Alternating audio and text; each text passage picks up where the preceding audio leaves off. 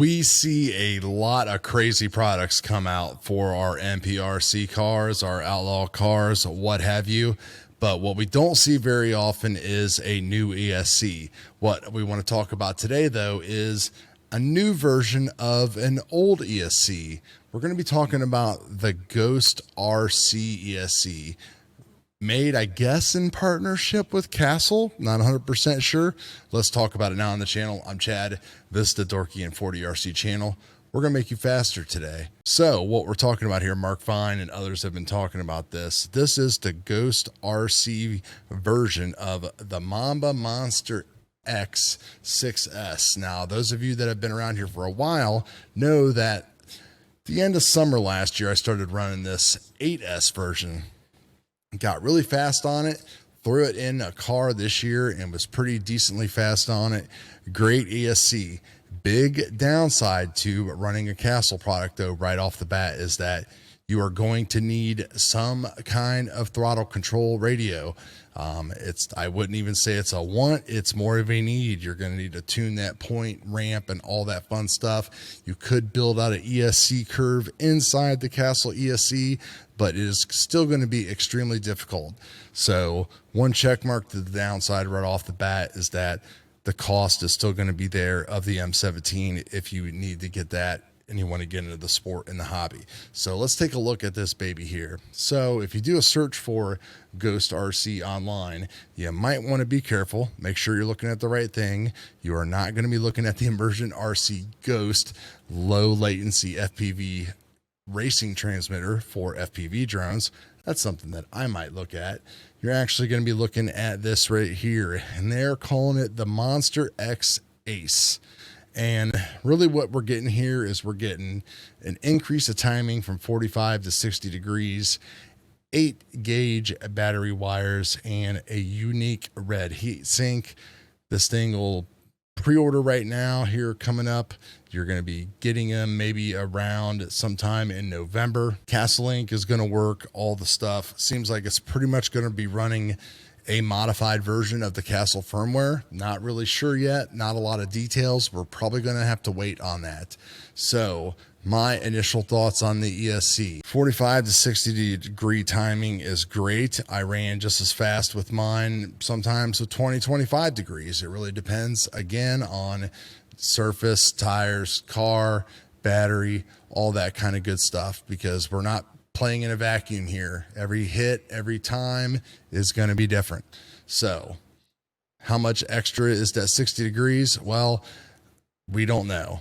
And we don't really know how the 45 degrees runs with Castle. That's one thing that we don't know with a lot of ESCs. Tekin is the only person I've ever seen that actually talks about how their timing is actually sent as you progress up your throttle curve. It is not applied in a linear fashion, which means that if you think you're getting 30 degrees of timing and you're putting it in, let's say 30 seconds, you would think 1 degree per second. That's just not the case. You might get 1 degree at 1 second, but 10 seconds later, you might get 5 degrees. So it kind of ramps it in its own different algorithm. So we don't know how that works. When it comes to the unique red heat sink, really just do not care. And when it comes to the 8 gauge battery wires, most people are never going to really care or notice about that at all. I know it's the cool thing to do now. I swapped my stuff out to 10 gauge. I've seen people swap stuff out to 8 gauge. We know if you add all of this little stuff up, it has to mean something. But then 4-pole motors came around and they kind of took that away, because I've seen 2P batteries run just as fast as 8P batteries. $100 batteries run just as good a voltage as $400 batteries. So take that for what it's worth for all of you guys out there. But I like this because it's $205, and it's probably the last $205 you would ever have to spend on an ESC. You could push this thing as hard as you want to. You could pound this thing into the ground. You could probably take it, throw it outside, let it get rained on, put it back in your car, plug it in wet, and it would probably run fine. Don't do that, but that's how awesome these Castle products are. You're never going to have to worry about it. Now, Are you ever going to run a 1.4 or 1.5 with this? I don't know. That's kind of up to you and God and everybody else. That is for sure. But with the right car and a halfway decent surface, I know on my 8S, I was able to get down into the high 1.8s on a GNSS. Who knows what that was on a timing system? You know, pretty much like everything else. 1.6s, 1.7s, that's pretty much where I was the entire summer.